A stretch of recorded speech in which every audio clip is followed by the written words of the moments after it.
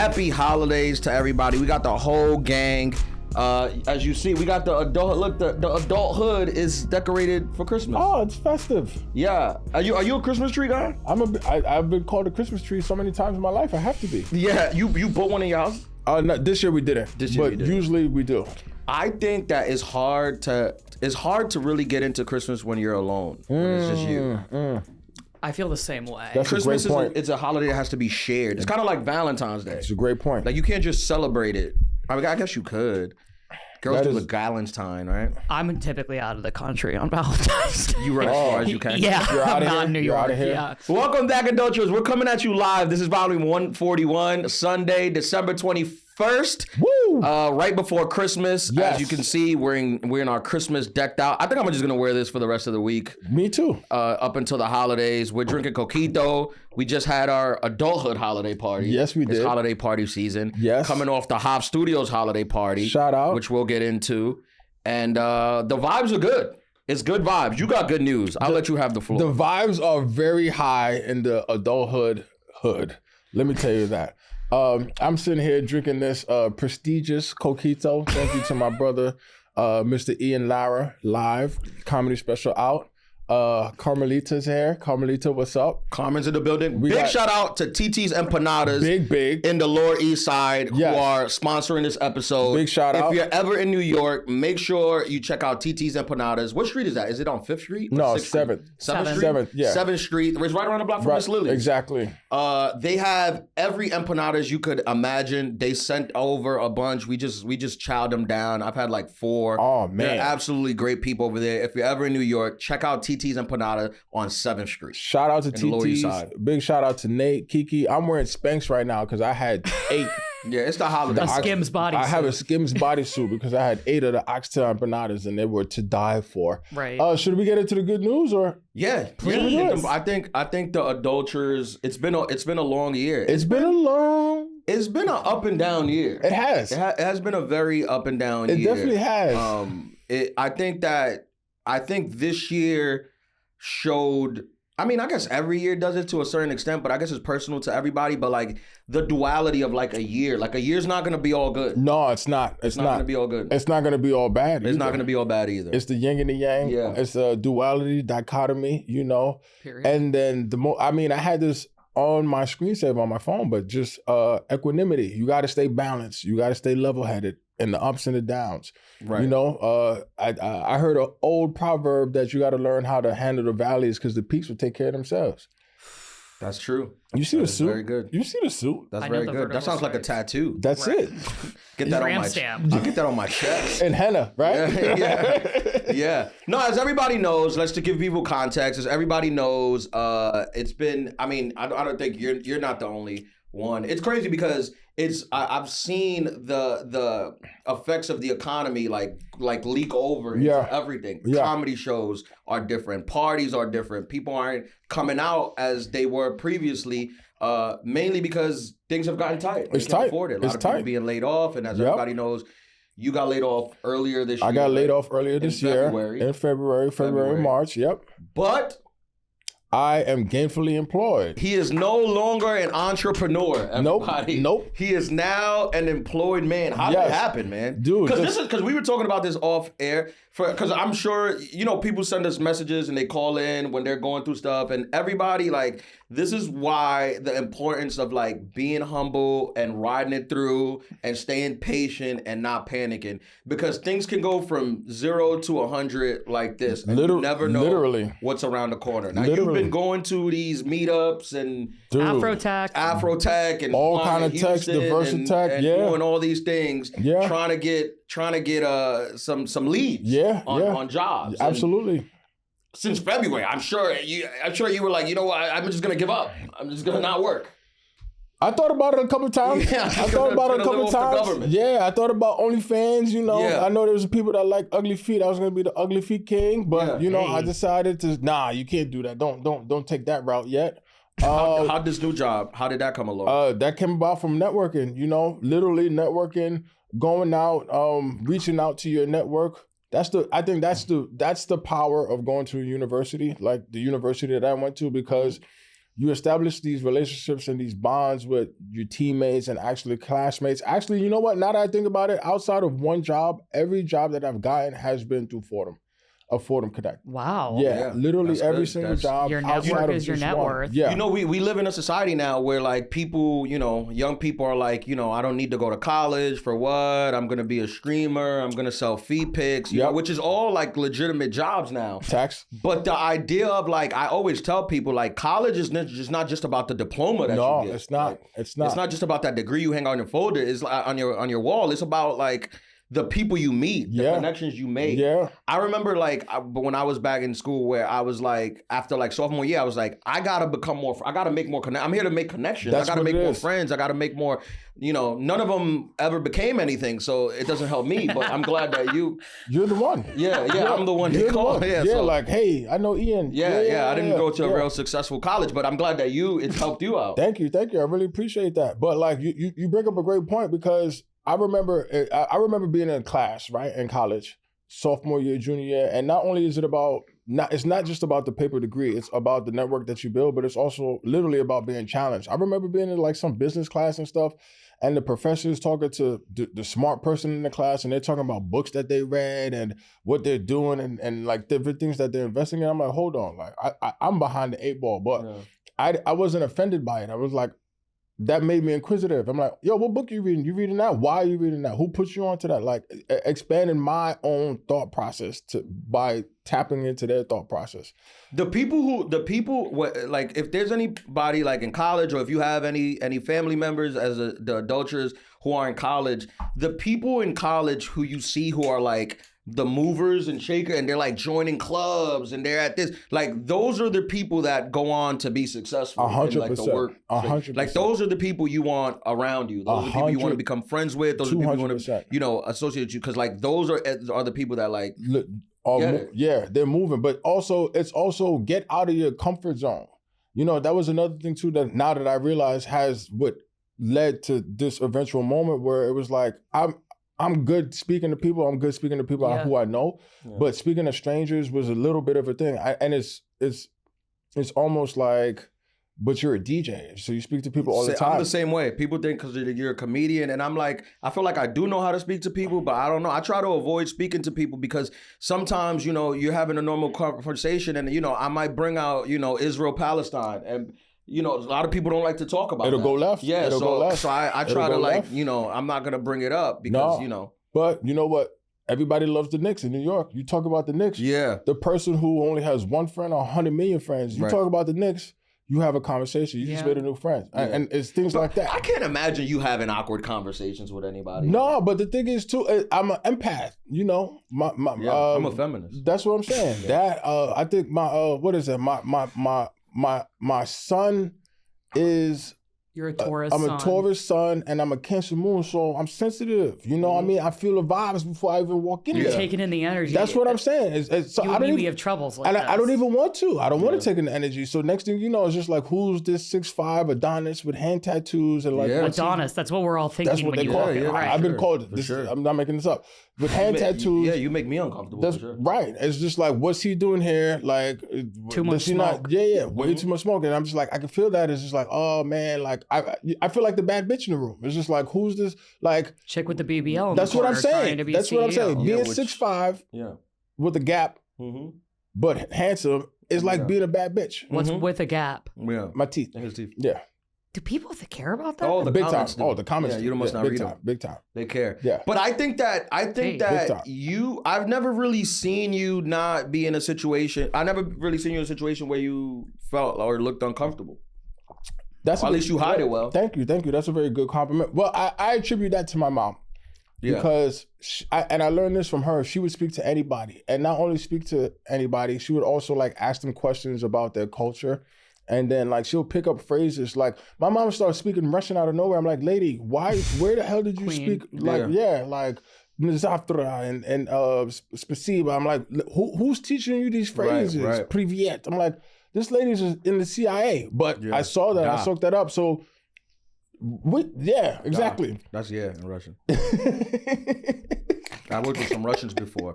No, yeah, that's it's important. The connections that you make is everything. You know, I was just thinking about this recently. I was having a conversation about this, like connections, and I guess I was talking about nepotism, but I guess nepotism is in the same sense as like connections, right? And like the people you know, like obviously growing up.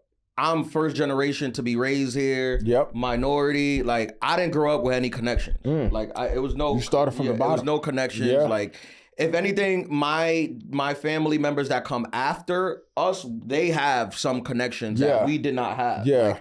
Like I went, for example, I went to high school here in Queens. One of the best like basketball high schools in the country or whatever, and. You know, now I have a nephew who's in middle school and he wants to play basketball and go, you know, and we were talking about like what high school he wanted to go to. And we brought up like my high school. And then that's when I realized I was like, yo, I could just get you on the team. I went there. I know the coach. I know the principal. Like they know me. They use me in a promo video. Like I'm like I will 100% get you on the team. And I'm like, damn, is this how other people like? Is this how it work for other people? Yeah, there are all kinds of affirmative action. Where they're just like, I'll get you on the team, no problem. I make a call. And this is like one of the best teams in the country. And I'm like, I would make a call. I'm almost 100% sure they'll just put you on the team. Like. But isn't that what the work is for? Yeah, I guess so. But when you're the first person to like really start giving out the benefits, you're like, wow. That's why I see like some rich parents like clash with their children in ways because their children, they didn't have to work for it like they did. Yeah. Like, you're just coasting off my thing. Yeah. I don't understand that. Yeah. It's quite nice though. I guess it's quite nice to be able to like have a thing where you're just like, oh yeah, I'll just make a phone call. You know what? You bring up a great point too. And I've been thinking about this a lot where it's like, how does it feel transitioning into being like the elder statespeople of the family? Like where now the cousins and your nieces and nephews, they're coming up and asking you for like, not only advice, but like, can you make that call? Like, or you're going to be the one eventually planning the family functions. Well, I think it's bittersweet because I think that part of it is nice because like there's a certain respect that comes with that, and there's a certain acclaim that comes with that feels nice. Yeah. But then there's also the part of it where we're like younger kids, whatever. They start to think because they're young, they start to think that because you're a little older that maybe you're like corny or like you don't got it, and then it's tough because you want to be polite, but really what you want to tell them is like, I promise you would like if we were in school at the same time, I would put you in lockers and take your lunch money. Yes. And you would beg to hang out with the crew that I hang out with. Yes. But you can't say that because it's your niece. Yep.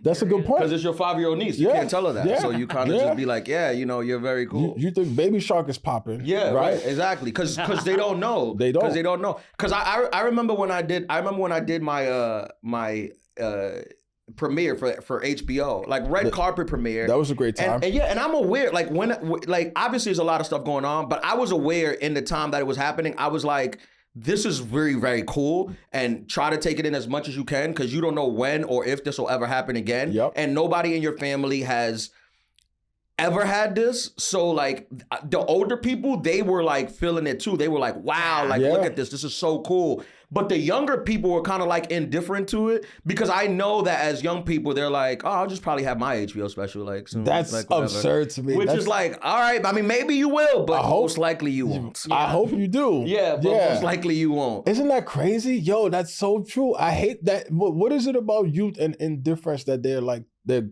co-conspirators?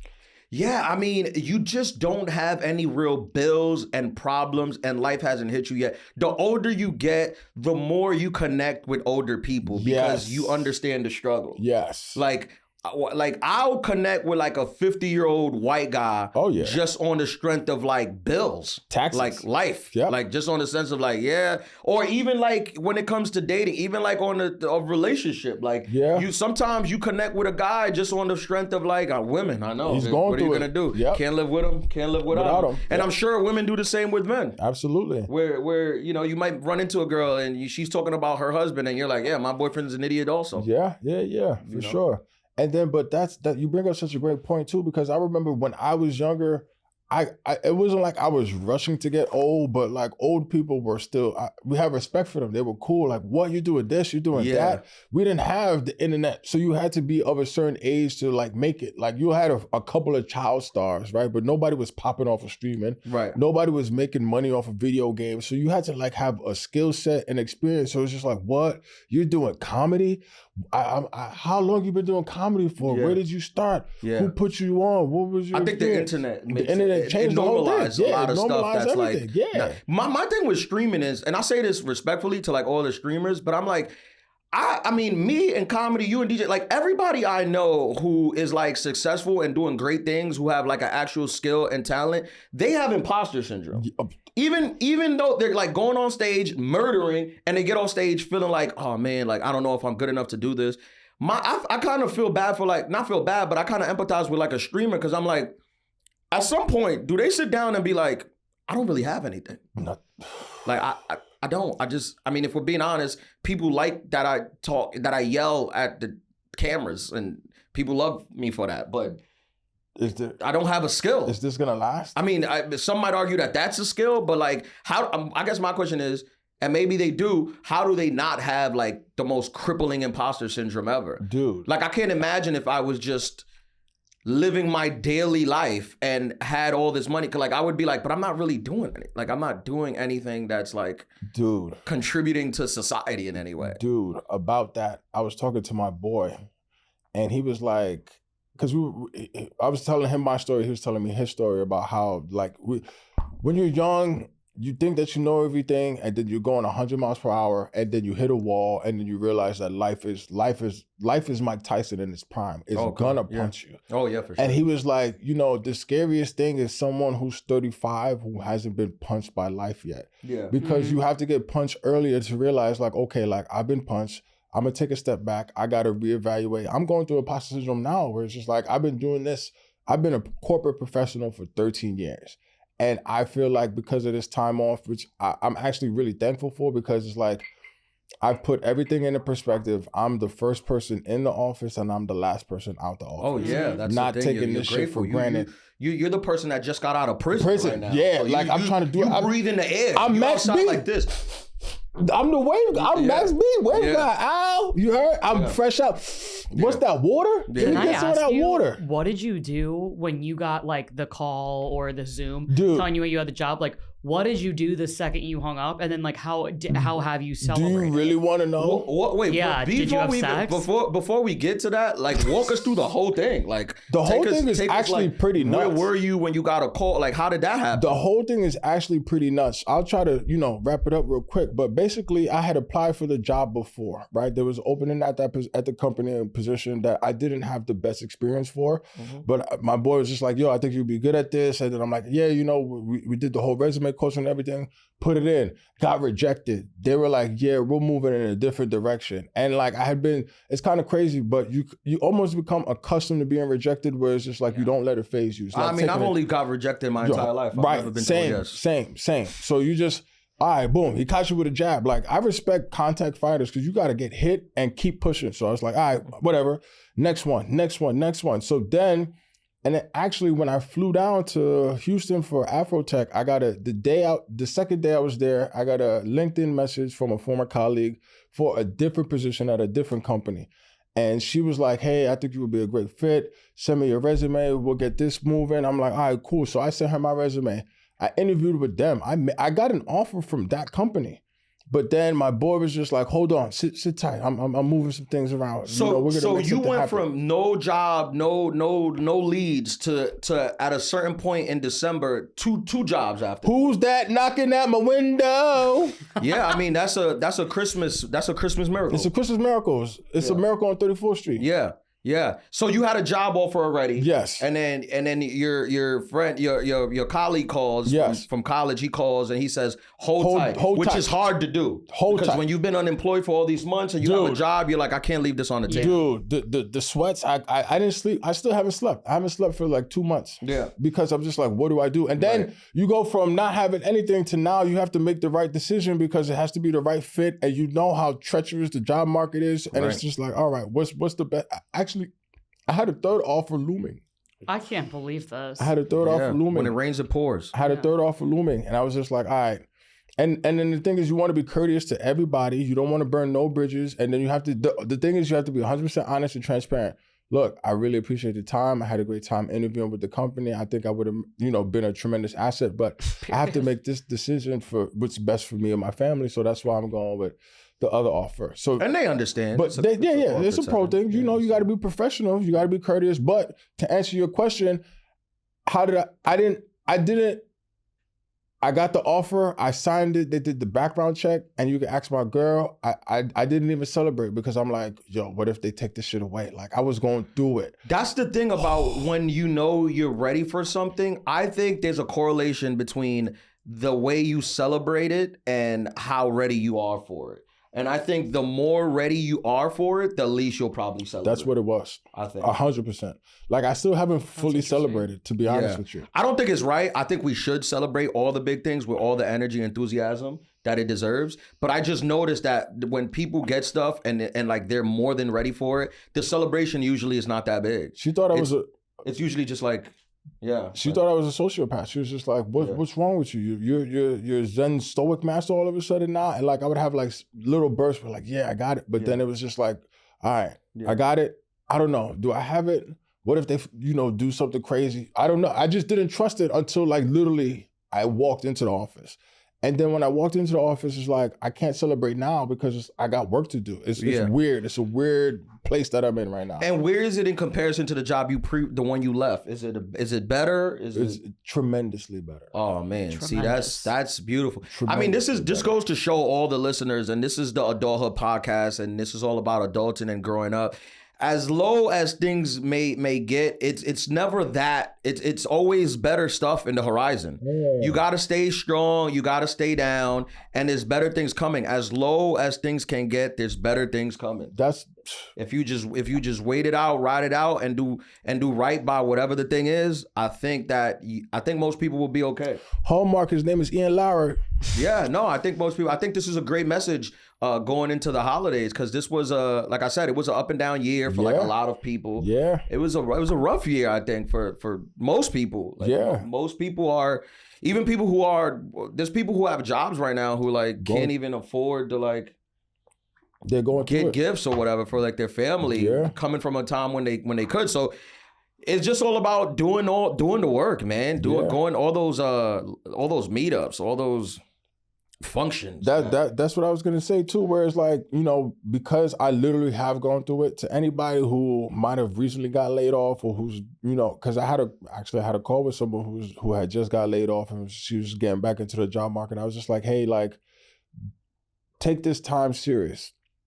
Invest in yourself, pick up skills, and don't burn yourself out either. Because I'll tell you the trajectory. As soon as I got laid off, it was just like, I gotta get a job, right? Of course. So then I start going to every conference, I start going to every meeting, and then I start going to every link up. And anything that's on LinkedIn or whatever, yo, we're doing this meetup, we're doing this tech meetup, I'm trying to go. Then you realize that you burn yourself out.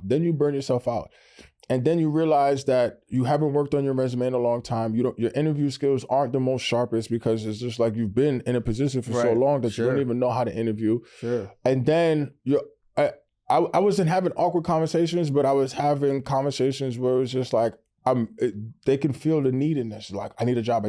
Yeah, you're thirsty. I've been on dates with women like this. Yeah. You're oozing that you need a man, and that is unattractive. So it's repellent. It's the same thing with the job, or when you come into a job interview and you begging them, he's like, I don't want you to work here. I don't want you to work here. Right. So then you have to go through that. Then you have to go through the when you hit that wall, that first wall of, all right, I don't want to do anything. I'm not gonna get a job. I'm gonna just sit on the couch. Like you go through like a slight depression, not heavy depression, but it's a slight depression. Of course. You start questioning yourself, like, damn, like, did it? And then you start, but because you network and you realize that the whole market is treacherous, you're like, and it's an interesting thing about feeling alone, because when you feel alone, it's heavier. But then when you realize other people are going through the same things, you're like, oh, all right. Everybody's going through the same thing. Yeah. No one is happy. They're all lying. It's all fake. It's all Everybody's fake. miserable and on the fake. board of unaliving themselves. That's more to go that far, but yes. On the verge. I Yeah, didn't say on they're the going to verge. do it, but On the you know, verge. it's tough. It's Yeah. tough out there. I dealt with similar when I got my agency dropped. Yeah, this year. yeah. I got dropped by the biggest one of the biggest agencies in entertainment business, and I felt all those same feelings. I didn't know if I should like just sign with any little agency that wanted me just so I wouldn't be out there alone, or just wait and figure it out. And I was like more patient and more intentional with it, and then I wound up at an even better agency. Exactly. Just, you know. But the best fit for you. Right. I am so happy with the agency I'm with now. I feel like they care and they do good work for me, and it's 10 times better than the agency I was at. 100%. 100%. Now, how's your lady with this? Like, you got a new job now. Like, is she happy? Are you gonna leave her? What? No, she's loving me. Yeah. Does she love me through the whole time? Okay. But you know, sometimes you're like, okay. Yeah. You did your part in my life now. No. Yeah. No, she held you down, man. She held it down. I love this. I love this for y'all. I think there's nothing better in a relationship than a test like this. Yeah. I feel like every relationship needs this test when, especially like as a guy, everybody knows as a man, a lot of times men feel like going into like committing to a person or going to like a marriage or something, you have a lot to lose there. You have a lot that you could potentially lose.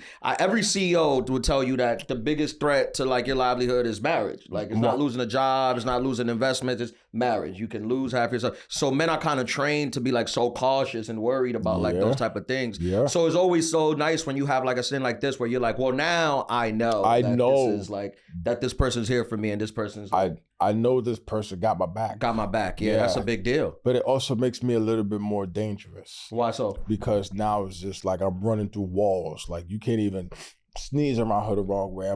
You might shook knife. Yeah. You know? No. That's what it is. I feel like that's how it should be, man. Yeah. I think a lot of times in relationships, people want to force what you have. You can't force it. You can't force it. You gotta live it out. Yeah, and you have to go through something though. That's what I mean. Yeah. You have to go through. You brought up a point earlier when you were like going through stuff is important. Like no one gets out of life going through nothing. I thought when I was 30 years old. When I was 30 years old, I started to get the idea in my head that I might be the exception of life. Like, I might be the person whose life is just gonna be sweet. Yeah. And I'm never gonna go through nothing, and it's just gonna be sweet coasting my whole life. Yeah. Because up until 30, I've had like a pretty smooth life. Yeah. And I thought I was just one of God's favorites. Yeah. I was like, I don't know about y'all, God just likes me more than you. Mm-hmm. And then in a couple months, my mom got diagnosed with cancer, and then I had to deal with that, and that changed the next 5 years of my life. Rocked you. Yeah, completely. Yeah. So no one is immune to it. No one is immune to the tribulations of it. What is it about 30? Because that's what I got my first real like life haymaker. Yeah. Yeah. 30, man. 30 is I have a joke about this. 30 is adult, man. Yeah. Carmen, you'll see. You'll see. I feel like I've already gotten my shit rocked. It gets worse. I can't imagine. It gets worse. It gets stronger because life. But it's good. It gets worse, but it's good. It makes you stronger. Yeah, you go through it, and it's good. It's good. The thing is, 30 is a long way away for me. So there you go. Yeah. I think it's months, but I think it's good. This stuff helps you, man. This is part of. It humanizes you. Yeah. It makes you more empathetic to other humans. That's big. And it makes you understand. Like I was scrolling on Instagram, and I just saw today that they made some announcement that Elon Musk is now worth $600 billion. And I'm not even saying this as a joke. I genuinely feel like, is there anything more embarrassing than that? Like, and I know this might sound crazy, bro, but like to me as a human, it doesn't sound crazy. Some people might hear it because we live in a capitalist society and everybody's like capitalism and you're supposed to be as hungry as you want and make as much money as you want. But to live on the planet today and have $600 billion, bro, is there anything more embarrassing than that? That as a human being, it is publicly known that you have the ability to fix most of the problems in the world and you just choose not to. Yeah. Like that is insane. Like I have nothing, and I couldn't even imagine having $1 million and walking by a homeless person and not like changing their life. Yeah. Like I just don't understand. How do you? Maybe you just don't run into these people. I've said this before. Maybe you just don't see them. Maybe you don't run into them. And sure, like his business, whatever. His business, maybe he does good business and he deserves. But it's like, it's so much more money than you would need that I equivocate it to like being at a restaurant and everyone outside the restaurant is starving and you're just at the restaurant with all the food that you can't eat. Yeah. Wouldn't you be like, what is wrong with you? Like, take what you can eat. Take what your family can eat. Take what your 3 families can eat. Save that and just help out with the rest of the food. Yeah. Or maybe I'm just too woke. No, you're not. That could be it. Maybe I'm just too woke. I feel like there's a lot of like let them eat cake happening right now, just in like, I don't know, even like the building of the ballroom in the East Wing of the White House, where it's like, you're going to take away SNAP benefits and fuck up our health insurance premiums. Like people are like really in trouble right now, like financially. It's crazy. I don't know what the end of it looks I'm too like. poor to understand, I guess. I'm just too poor to understand. But I mean, the idea, the notion of taking away benefits from people and you're worth almost $1 trillion, like that is to me legitimately embarrassing. Yeah. Like as a human It's being. mentally ill. As a human being, that is embarrassing to me. I would be embarrassed. I feel like my family would be embarrassed of me if that's the person who I was. Like if I wasn't just like helping out in every way. Maybe he is helping out and that doesn't get said, but Not he enough. doesn't act like he is. Yeah, He not don't enough. act like he is. Yeah. Did you hear about that thing where it was like, it would cost someone, he was like, if I could end world hunger, if someone told me how much it's going to cost, I'll end world hunger. And then this world hunger company was like, it will cost like $300 million. And then he never responded to them. Right? Yeah. I mean, I just don't get it. Like I guess it's just you have to have a different mentality, you have to be a different upbringing, you have to just grow different. But I just don't understand the idea of like not wanting to help. Once you reach a certain point, I don't expect every millionaire to like save the world. I don't even expect every billionaire to save the world. But once we start talking about $1 trillion, Yeah. it's $1 trillion. That's bigger than the GDP of most countries. Yeah. Combined. Like not just combined. Bro, and even like, all right, maybe you're cold. You're like, I don't want to. Like, maybe you're like, you know what? Everyone's an adult. Pick yourself up by your bootstraps and do. All right, but like, what about the kids though? Like, what like, why is there? Why if you're worth $600 billion, why isn't there universal health care for? Let's just say kids with cancer. Like just that. Like how is that not like? How don't you wake up one day and be like, you know what? No kid with cancer should have to not be able to afford getting treatment. Like it's the holidays. Let me just take care of all the kids with cancer. Let me just take care of all the kids in my country who have. Let's just do the United States. Like it just takes so much level of like complete disregard for humanity to like not do anything about it and have that kind of money. I just don't understand, and I'll never understand, especially like during Christmas. I don't know the people around you because I feel like, I mean, I guess if I were around you, you would be like, get this guy away from me. I just went to horse town. Yeah. Like, get this guy the fuck out of my office. Because I would just be like, bro, this is embarrassing. Like, I feel like I have friends, I have family members, I have cousins that if it were me, they would be like, this is embarrassing. They send a robot for like, you. You have to help people. That's the only thing that matters. You're only here for like a certain amount of time. You're in this ball, you're gonna die, and when you die, nothing you did will matter. Like it's just what you did for people and how you help people. What's up, adulterers? If you haven't done so, check out Material Boy. It's streaming right now on YouTube. We're getting views, we're getting positive comments. Don't forget to check it out. December 26th and 27th, I'm gonna be in Cincinnati at the Funny Bone at the Liberty Township. Funny Bone, get your tickets at IanLaraLive.com. And I'm announcing a whole bunch of dates for next year. Ian Lara Live. Peace. I'm like if you were to appeal to these people, you can't appeal to them on a human level, because when you're surrounded by that much wealth, like I'm convinced that I also think Elon Musk is how do people politically correctly phrase it?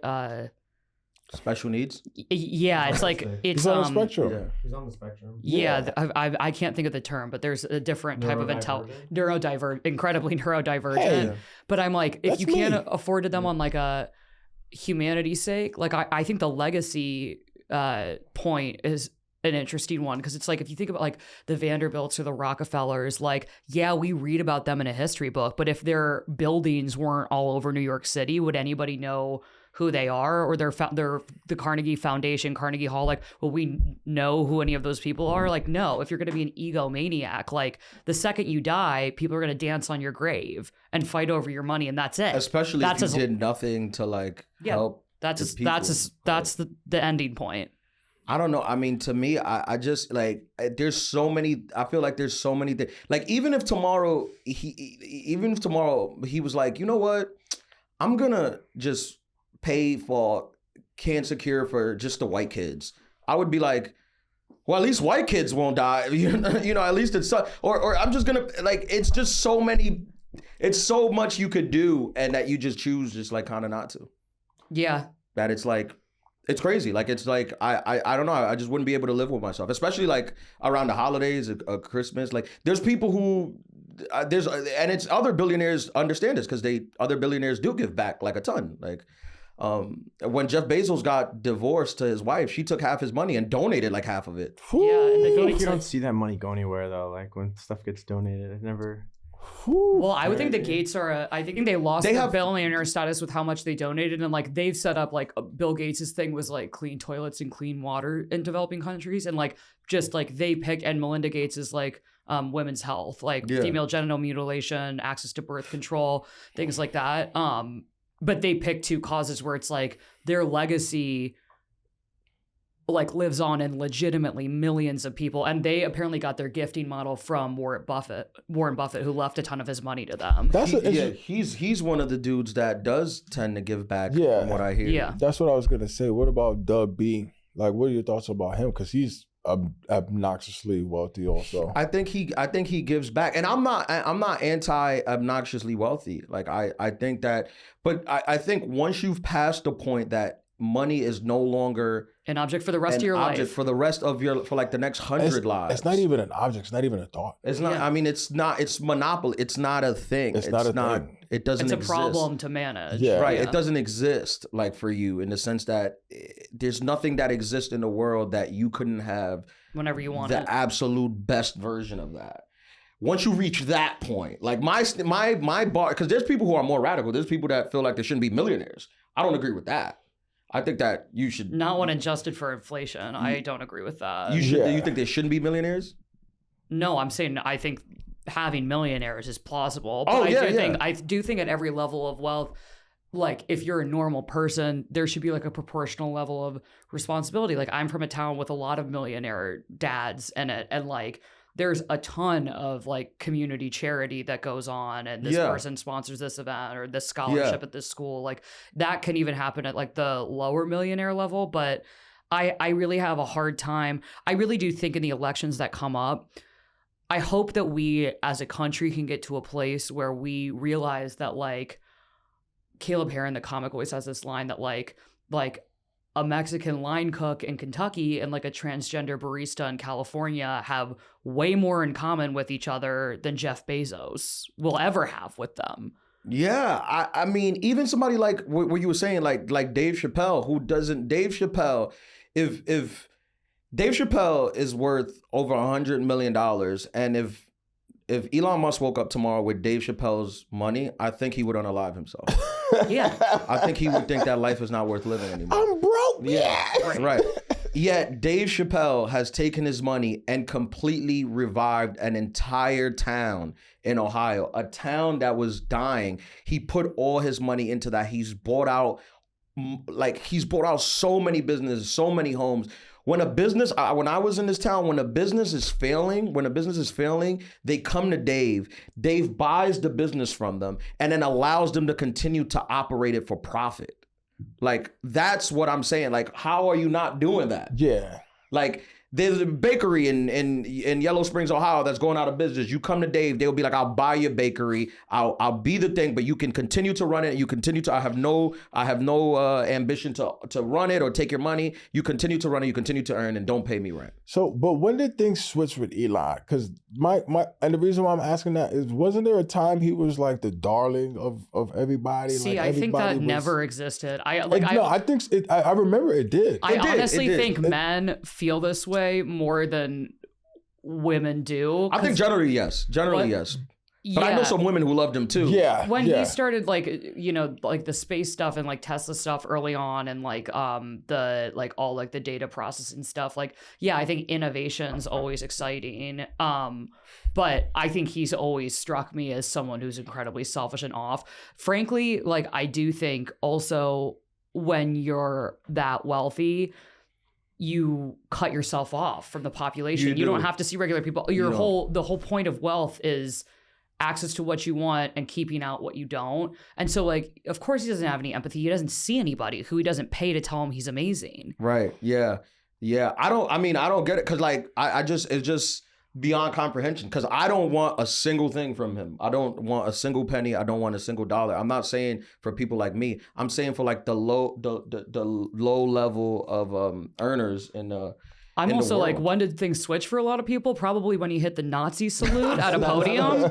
Yeah. And it's like not even fun. Like, I don't even know. That sometimes I really struggle with like some of my guy friends who still make like the innovation's sake. I think it all comes down to what you value. And like, I'm somebody who human rights and dignity, like if we're not there, I can't go anywhere. If you don't respect the dignity of other human lives, I don't give an F about anything else you have to say, because I know your intentions aren't pure, and it ultimately probably isn't going to get us where we need to be, which is raising the average human life to a point where people have place to stay, clean water, access to healthcare, and food.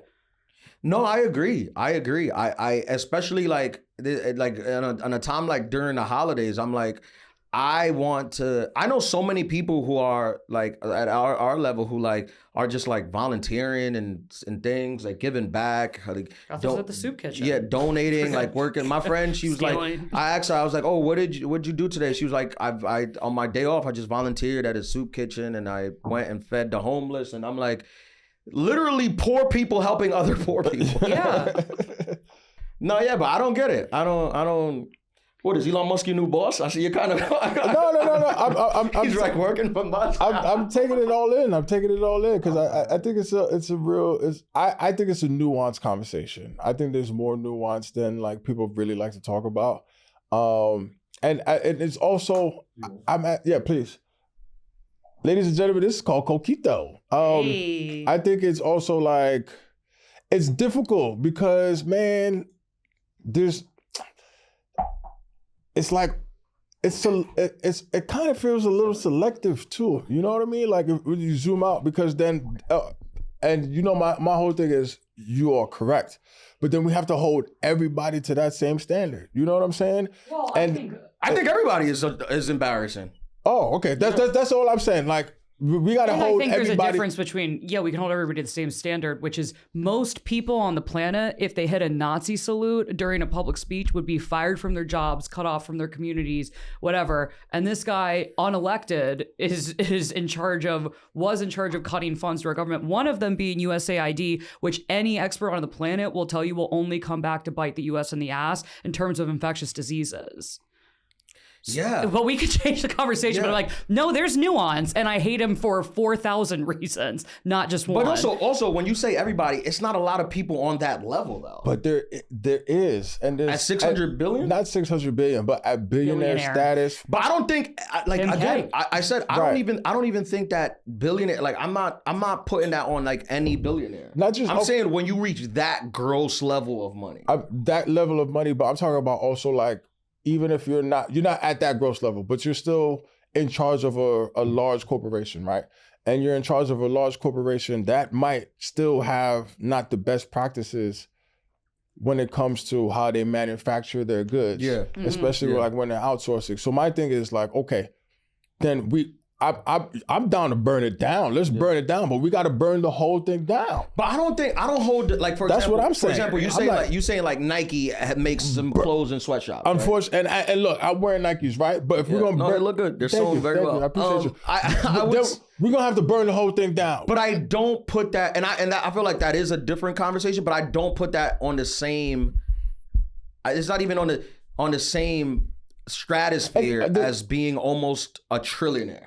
Okay. And not because for example, as much as like there's an argument to be made, because I've heard the argument that said that as much as people talk about like the sweatshops in overseas that a lot of these companies use to mass produce their products, the people over there, to us sounds crazy, but the people over there, some of them say that they need this, like this is work that they need. That's like, a good point. If the company left, they wouldn't have zero money. That's a good point. So they're not as mad about it as we are sitting in, the United States. I don't think it's right, regardless. But I still think there's a difference between $600 trillion, billion dollars. And then, so my argument, my personal, not even argument, but my perspective again is nuanced too, where it's like, all right, but then we got.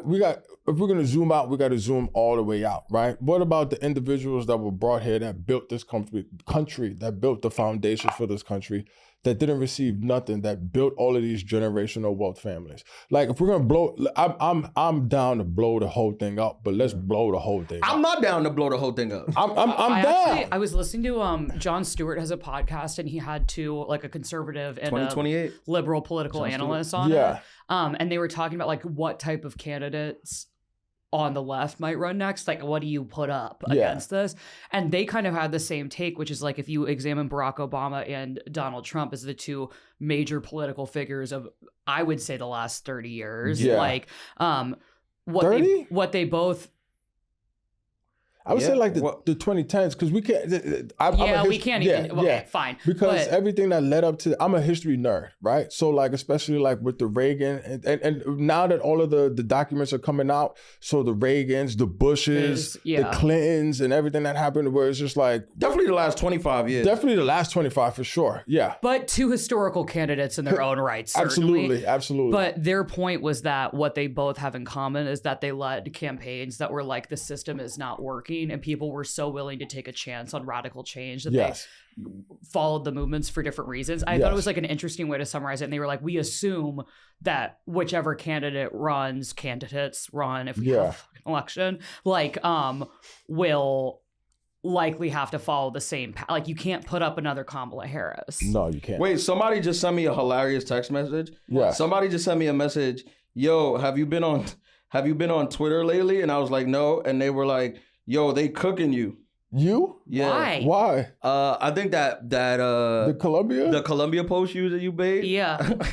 They said I'm getting dragged. Wait, should I check the TikTok? You don't look cooked on Twitter. The one about being in the Con Air. Wait, let me call my friend. Let me call him. Yeah. I'll call him live. You call him live? Ladies and gentlemen, this is the first time ever in Adulthood podcast history we have a live caller.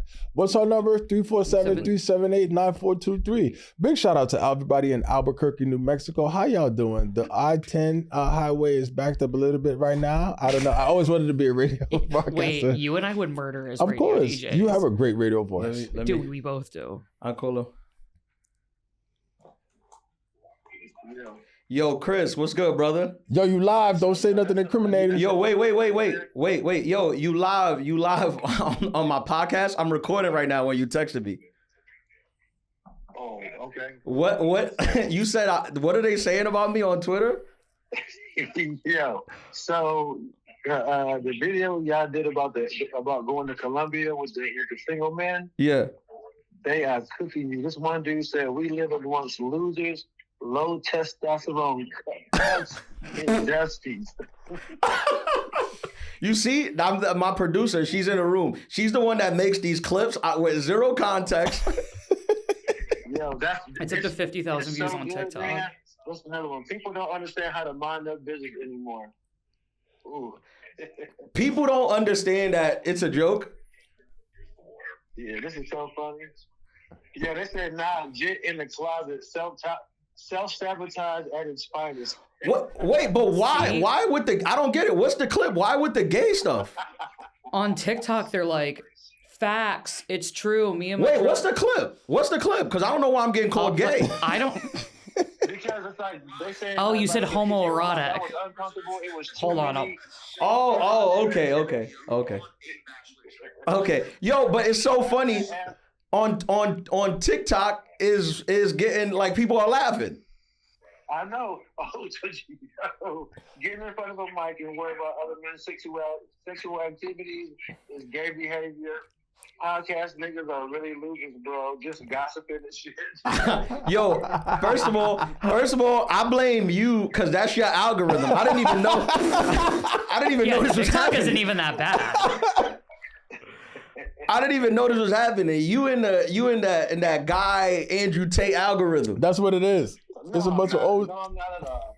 How many views that got or retweets? Right now, 60. It's at 191,000 views. Sheesh. It's going up. It's doing probably like 1,000 views in a minute right now. When did it get posted? This morning. Oh damn! I'm getting You dragged. getting dragged. I guess they found it on TikTok. Yeah. What you gonna do? Hey. It's called Passport Truck. I'll send it to you. So yeah, but this is funny. I'm just glad to see that the podcast going viral, man. Appreciate you, bro. I think it's dope. Bro, that's the only way. That's the only way to build momentum. I gotta be called gay Yeah. by a bunch of passport bros. Yeah. Go in there and put your special under here. I'm gonna put the special in the comments. There you go. Yo, That's please, a real friend. be like, yo, he mad funny. Watch his special. That's a real friend. So yeah, he is gay. Look at the nigga eyebrow. Oh, you know what? That's what I'm doing. I'm going now. I'm egging it on. All right, bro. That's a real friend. Later, bro. I talk to you. Bro. Yeah. You see what I do for the Adulthood podcast? Funny. They questioning my masculinity. They calling me gay.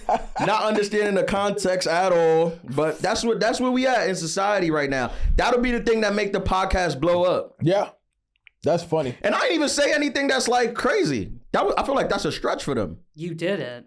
Like, It Yeah. was just the way the clip was edited. yeah. But it's also does Twitter skew a little older, a little bit more jaded?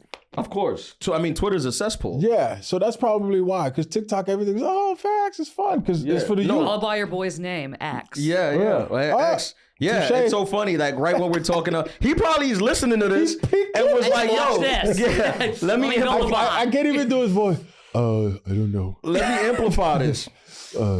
Oh, jeez. Ian. Okay, can we switch up on politics? Yeah, it's so Yes. funny. By the way, it's so funny to have passport bros mad at you. Mad at you. Yeah, find it. because I'm gonna see them in Colombia. I'll see y'all in Colombia. Like Exactly. we'll hang out. They're mad because they didn't- couldn't afford the flight. And they didn't listen to the episode. Yeah, Right. I was pro it. Yeah, exactly. Yeah. And there's more clips coming. We talked about going through the challenge of TSA. I want to clip, baby girl, you don't have to do this. I said it to you on. Okay, I feel like, should we do some like year wrap up moments? Yeah, we could do Where are we it. at in time? We're recording for an hour. Okay, we can let's go. Let's do it and then we'll wrap up. Okay. Well, I was kind of gonna be like, do you guys have like a high-low X factor, like a peach pit and fuzz of the year? Or you could do, what are you leaving behind in 2025 and what are you hoping 2026 brings? What are you leaving behind other than unemployment? Oh, thank you. Shout out. Hold on. Let's drink to that for a second. Let's drink to that for a second. Yeah. Actually so happy for It's a you. There's passport, no bro. better I really feeling. appreciate you. I really appreciate you. And I really appreciate everybody that's reached out via LinkedIn and text messages and stuff. It really is heartwarming, you know. Man, I'm leaving behind just it's gonna sound cliche, but like negativity. I'm leaving behind like low level thoughts. You know what I'm saying? I'm leaving behind hate. You know, like when you're going through those low points, you kind of like there's a second and a half where you got like some hate in your heart, like Yeah. hate Yeah. for your old whatever. Yeah. It's like that's not in alignment with who I am, And I'm just trying to go into 2026, ride this wave, but like be more focused, be more grateful, be more sharp. You know what I mean? And like really just be a beacon of light and love. Because, man, my mom's getting older. You know what I'm saying? And like I do listen to this podcast and I listen to you, and like, you know, we'll talk and you'll be like, yo, man, like cherish those moments, cherish those family moments. Of course, yeah. So I'm really trying to be present in 2026, especially like when I'm with family. You know what I mean? So that's great. Yeah. I'm trying to be more hateful in 2020. I feel like judging off like 50 Cent's blueprint. There you go. Like he's been number one on Netflix for like the last 2 weeks. 2 weeks. And I feel like as a society, is too many people who have been like too positive. Yeah. And I mean, I started the year off thinking this with the plumber. Remember the what's his name? The dude that was fighting everybody on the reality show. You want to shoot the fade? Yeah, that dude, the plumber. And I think that's like a good thing moving into 2026 is just like stop like being modest, like hate and be public about it and shoot the fair one. 50 is he's on fire. He's a madman. Did you watch it? Yeah. Did you see that Diddy sent him funeral flowers? Did he really? Yeah, to like his apartment, and What'd you see? What'd you see? Nothing. Me getting cooked? Is somebody pre-ordering for the holidays? Okay. Somebody got What are you leaving right now? What? Okay, sorry. What were we talking about? The Diddy doc? Oh, yeah, the funeral flowers of it all. I'm on episode 2. I'm like, may I live my life in a way that nobody's collecting evidence on me like that ever. Yeah. I mean, I'm like, it's to me with that documentary, it's the amount of the interviews he got. And there are so many people who we don't even get to hear from. Yeah. Like Lil' Kim never speaks, right? The original girl he was really into, Andre, what's his face's girlfriend. Kim? I think her name was Kim, who passed away. She's passed, yeah. We never get to hear the end of that story. Like, there's so much. Yeah. Well, 50 said that there was stuff Netflix took out. Oh, wow. Yeah. He said he might just put it out on YouTube. That's what I'm saying. Like he doesn't give an F. There's too many people. Like too many. I'm want to apply the 50 Cent mythology for 2026. And he doesn't stop too. No. That's the thing. There's a thin line and he's between also love and like, hate, and he's let me also tell like you. with whatever.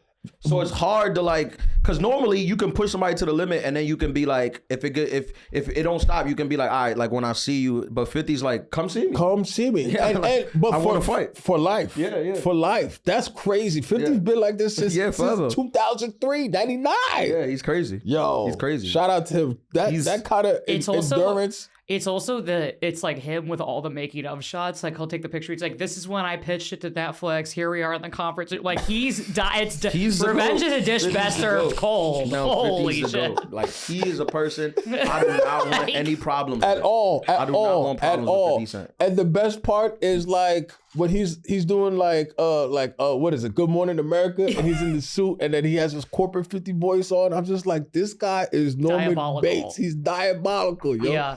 Woo! Crazy. Gotta make it to heaven for go to head. What are you giving up or embracing? Leaving behind in 2025, being broke, hopefully. And I feel like 2025 was a big year of work for me. Like I did the artist way. I have a million jobs right now. I did my half marathon. Like I invested a lot. The award show? What? The award show? I did Las Culturistas, all Halloween, that. right? Yeah, Halloween. Worked a lot this year. So bringing in working less and reaping more benefits and carving out time for my creativity. So prioritizing performing, investing in more comedy stuff, classes, making digital shorts, establishing my TikTok presence. Yeah, bringing in like really putting my creativity at the forefront, hopefully. And I'm not going to comment on my love life because that's what the people want to hear. there's just no hope. There's You no going back home, right? Next week? Yeah, and then I'm going to Florida for New Year's. You got some pre-orders in? That's what I'm saying. No, I'm actually I organized a bootleg, like off the cuff high school reunion. I went to all girls high school. Oh yeah, so you told we're me. about to tear it. I just reserved the private room at a bar. It's Oh, about to be. I saw the RSVPs come in, and you know how like when you meet up with a high school class, it's like you can either get like the duds who want to come, or you hope that like that random kid who you would never hit up. a lot of randoms who I'm like excited to see RSVP'd. Yeah. So Oh yeah, where is this back home in Cincy? yeah. In the So Cincy? yeah. It's about to get real whimsical in there. Yeah. Yeah. They were like the bar minimum. Also, I'm like, I love Ohio. I hate New York. I rent a private room for like, there's probably going to be like 60 to 70 people that come through, which is a pretty good turnout for me, hitting That's a people big up like turnout. a week ago. 250. Well, I was like, yeah, I'm like, what's the minimum for the room? And they're like, you just have to spend $150 an hour.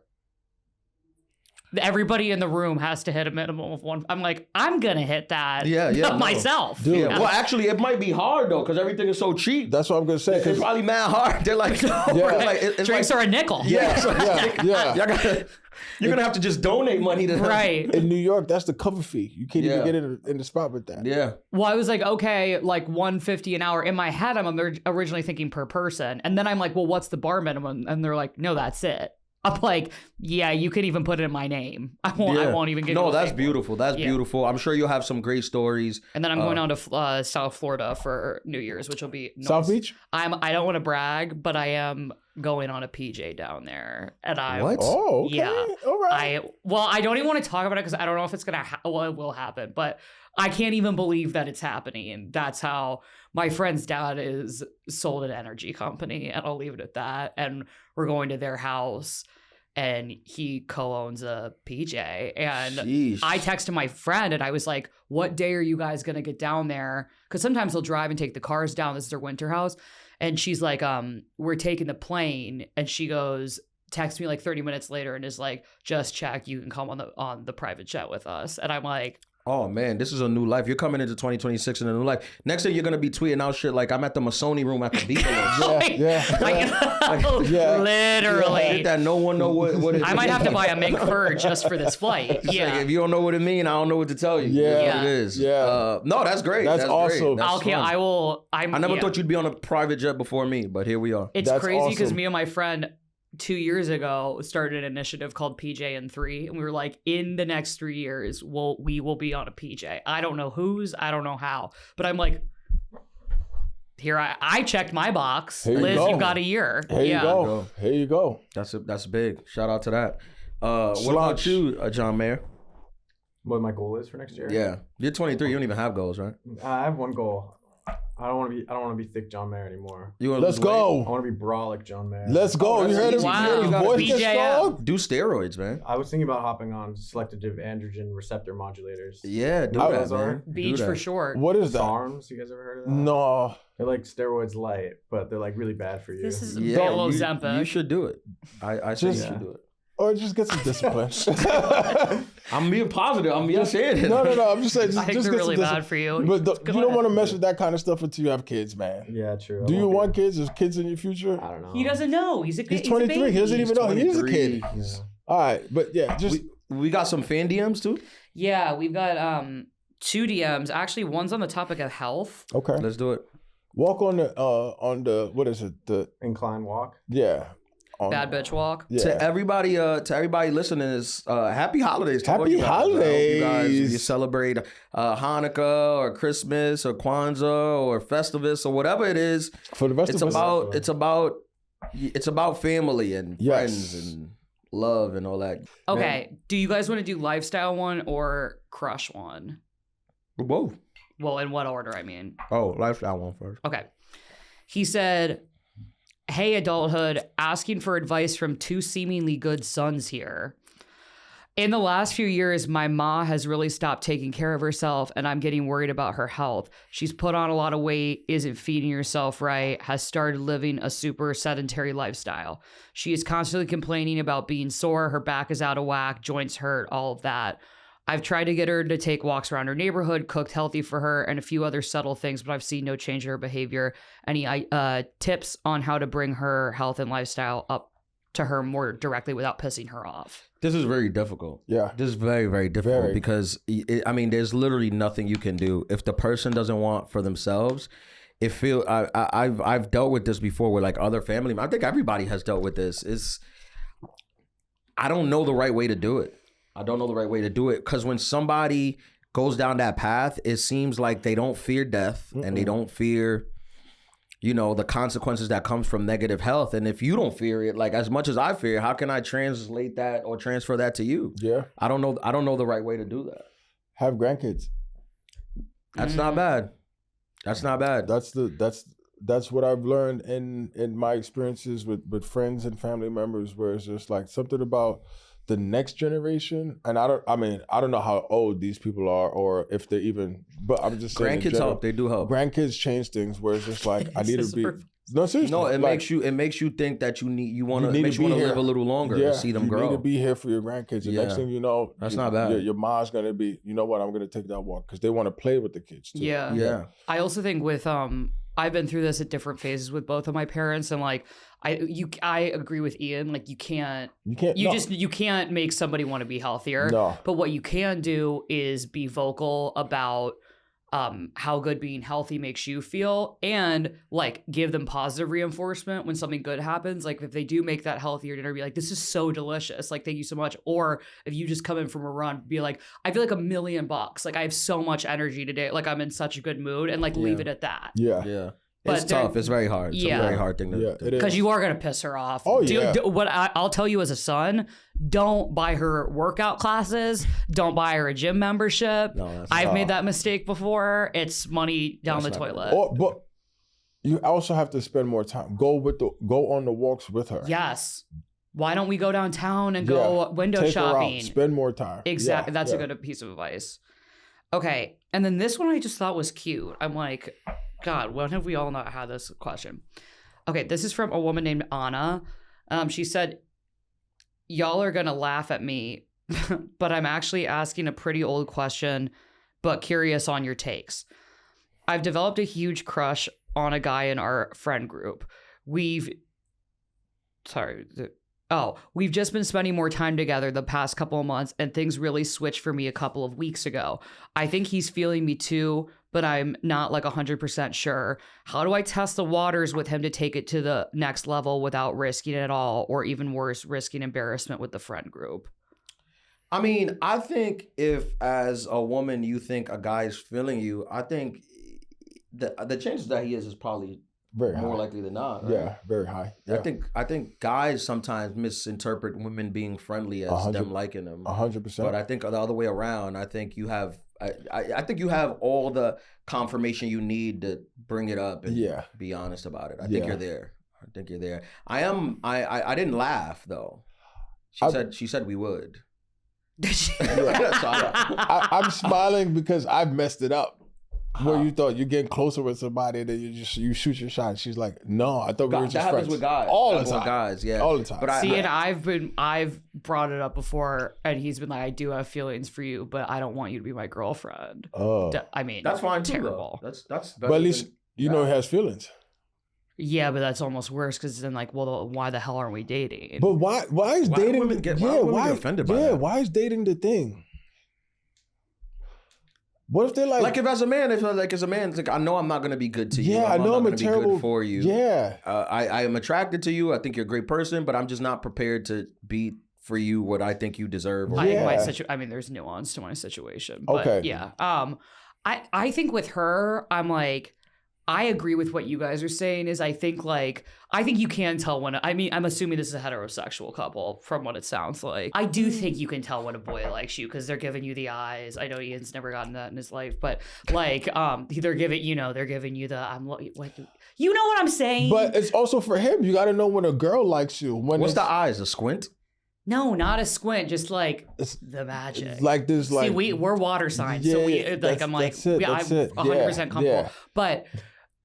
I don't know what to say to you. But what I was going to say with her is I think we're at this weird era of women being on their like feminist shit in so many ways. And then a lot of us still want a man to approach us. And I'm like, take what's yours, girl. I think next time you two are making eyes with each other in the corner of the bowling alley, just be like, and I think a great line is like, the story I'm telling myself in my head or some version of, like, I'm reading this as there are vibes between us. Am I wrong? And if you're wrong, which I've been told before, cool, you can go back to being friends. You can nurse it or figure it out. But like, my advice to her would be like, don't be afraid to ask. Because Here's a safe way to ask. I'm gonna give you guys a secret. It's very safe. If you when a girl could do this or a guy, when you're hanging out, like let's say something happens where they say something that isn't flirtatious at all, but you reply with, "Are you flirting with me?" And then they might laugh, or they might be like, "Yeah." They might jump on the opportunity to be like, "Yeah." But if they're not, like, it's not weird because they could think you might be joking, or they might take it as the opportunity, like, "Yeah, let me let her know that I am flirting with her." Yeah, or see, I feel like if that happened to me though, I would lie and be like, "What? No." Would you? Yeah, if I was caught off guard, I think I'd be not if you had a drink. But do you have? You're right. Yeah, we hung out at the holiday party. I think if you liked somebody and they said that, you would be like, "Hell yeah, yeah." Ian and I were tearing it up at the holiday party. Which I missed, which I came late, and you nice didn't people, miss it. You didn't nice miss people left, and I was out walking on 36th Street, cold like a little harlot. Thanks, sorry. My it was fun though. But whatever. But I think that line works. I think 8 out of 10 times it works every time. You bring up a good point though. This is a great question. Thank you, Anna. Do women have tails? And then they think they do. They swear they do. But I don't think enough men are trained to know the tails. I'm trained not to know the tails. Okay. Like I'm trained to like don't think any woman is interested in you. Of course. Continue to just respect them. Of course. And treat them like coworkers. Of course. And that's how I'm classically trained that way too. But there's also no, seriously, you have to be classically trained in everything is handshake, hello. But then they make an extra effort to let you know without letting you know. You know what I'm saying? Does that make sense? Yeah. Yeah. Even then. I think I have a towel. Even then, I'm like, what do you mean? Is your towel hair? You play with your hair? I play with my hair a lot, but I can't stop smiling. Like I'm very like it's a mess. And that's what it is, especially if she's known for not smiling, and all of a sudden I say like, oh, it's a little chilly in here. Just like, oh, is it chilly? Like, what the hell? What the hell? I'm freaking out. Yeah. It's a little it's chilly, isn't it? I feel like women. The only time I be thinking it is like women will look me like dead in my eyes, where I feel like they're like really locking in. Situation's always on like 10 or 0. My like, what? Your situation with women is always on like 10 or 0. You don't think a deep eye glaze? I think they call it eye. Yeah. You don't think that is a thing? Oh, it totally is. Oh yeah, that's what I'm saying. I pick up on that. Like that's the only one that I really. But that's like I want to sleep with you right now. That's different than like I get that a lot. I don't know what to tell you. I'm at the like Masoni room at the Beagles. If you don't know, then you don't know. Oh, should we title this up? I'm in the Masoni room. I'm at the Masoni room at the Beagles. Have you guys seen the TikTok where it's like a bitch on her work trip in Wichita, Kansas, like walking in with her roller bag? I'm in the Masoni room with like the Masoni room with the Beagles. You know what's funny? I don't know what that is or what that means, and I never bothered to. I know it's Drake. I'm saying I don't know what he's talking about. I don't know where that is, and I never bothered to research it either. I'd rather not know. Yeah, I feel like it's Miami. Yeah, I don't know. It might be overseas. I'm like, I'd rather not know. Dude, I still don't even know what 6'7" is. Like, I'm like, it's better not to know. I don't know. Hey Siri, where is the Masoni room at the Beagles? It's at the Beagles. I'm getting the American Council for the Blind. I'm like, Siri's catch up. That's not where he's at. Okay. Yeah, that's not. He's not at the thing for the blind. I think it's like overseas. He has like other ones too. That's the one that's the most popular. But he has other ones where people are like, "What are you talking about?" Yeah. Like, do you not know who your music is for? I didn't even know you could use ChatGPT on a computer. I thought it was simply phone. You're in a different life. At the Beagles. That's how you spell it? I can't be. Is that in Greece? Where is the I think it's overseas. In Saint-Tropez. I knew it. Yeah, I knew it. I need the address. Damn. The Masoni Suite is situated centrally within the hotel, overlooking the French Riviera. Iconic. The hotel's iconic pool area. Oh, okay. He's in the Masoni room. The Masoni room at the Beagles. All right, and on that note, we should probably go. Guys, thank you guys again for listening to the Adulthood Pod. Thank you for rocking out with us all year. Next week, as you know, we usually take the week between Christmas and New Year's off. We're going to be playing a recap app showing all the highlights from last year. Thank you guys for rocking out for the whole year. For all the new listeners, thank y'all for coming on board. We really appreciate y'all. We hope you guys have a happy holidays, a Merry Christmas, a Happy Kwanzaa, a Happy Hanukkah, and stay thirsty, my friends. My friends.